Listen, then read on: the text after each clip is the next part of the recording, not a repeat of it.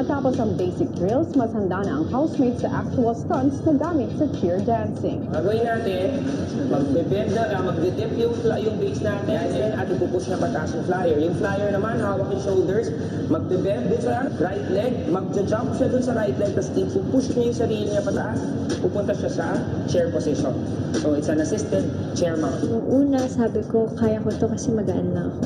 Pero nung ginawa na po namin, parang nakakatakot siya, kuya. Lahat ng members, yung buong grupo, magdidip, ibig sabihin, magbe-bend ng knees. Yung flyer, magbe-bend ng konti yung elbows. Tapos, on the way up yung flyer, ipupush niya yung sarili niya pataas. Tapos yung bases, gagamitin nila yung legs nila para tumayo. And then slightly, ililift nila ang kanilang flyer dito. Tapos, babagsak sila, yung arms nila dahan-dahan papunta sa shoulder level, sa prep level na tinatawag natin. 5, 6, 7, 8. 1, 2, stay. Okay, from here, isang buwelo tayo. 1, 2, tas push release tayo. Sabay kayo nung pace nyo. Dapat yung timing nyo po pareho.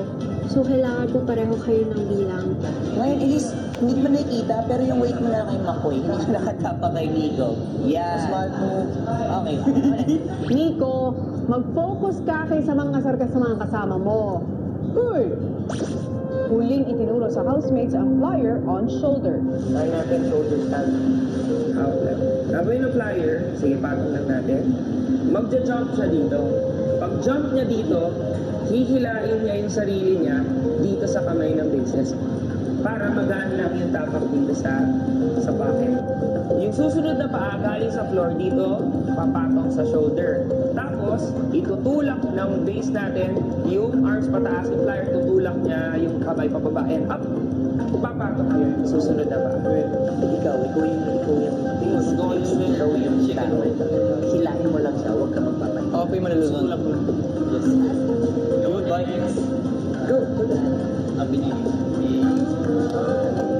Subok lang yan. Sa hirap ng training, kitang-kita ang pagpupursige ni Elise. 1, 2, 3, 4.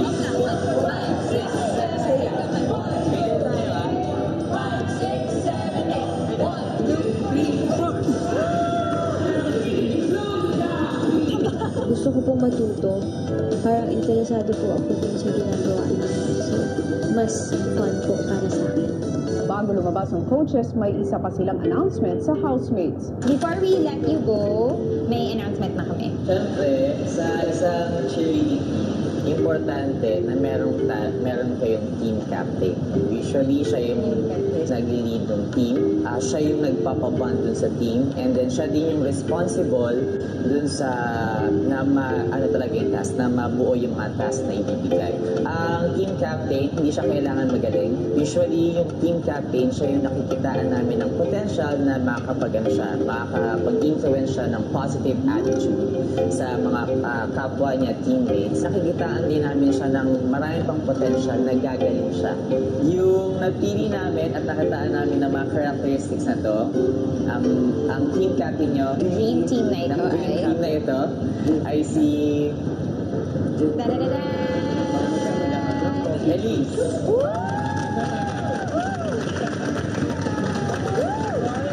Hindi ko po expected na sa akin po nila ibibigay yung title po na yun. Ang laki pong responsibility nun, kuya. Pressure po kasi Pero- actually, lalo na isang malaking team. Pero I'll take it as a challenge din for myself. From the start pa lang, she was very positive. You always see her smiling. She was very enthusiastic. Hindi niya lahat na perfect lahat ng skills, but she was very driven and determined. Talagang tinry niya gawin yon. And we hope na i-respect niya yung pagiging team captain niya. May halo pong kaba, tapos excitement po para sa akin. Kasi nga, matagal ko na din pong gustong maging cheerleader po, kuya. Sana naman tayong cheer kay Elise. Ready? 5, 6, 7, 8. Let's go, baby! Gusto ko naman din po ipakita na kaya kong panindigan yung binigay po nilang title na cheer captain sa akin.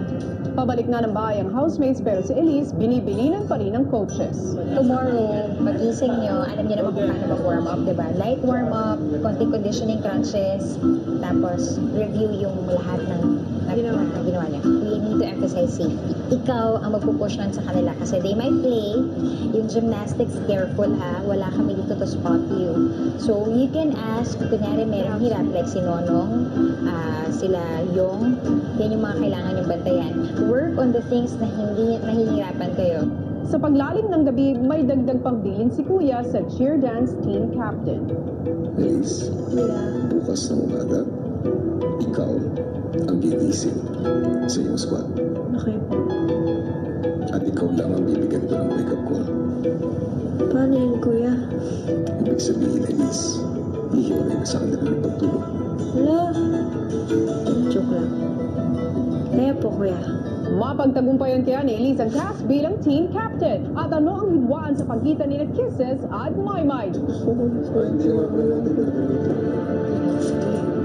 Sa mga gymnast, I think, important features ni John sa being with Ay, Abangan yan sa pagbabalik ng Pinoy Big Brother Lucky Season 7.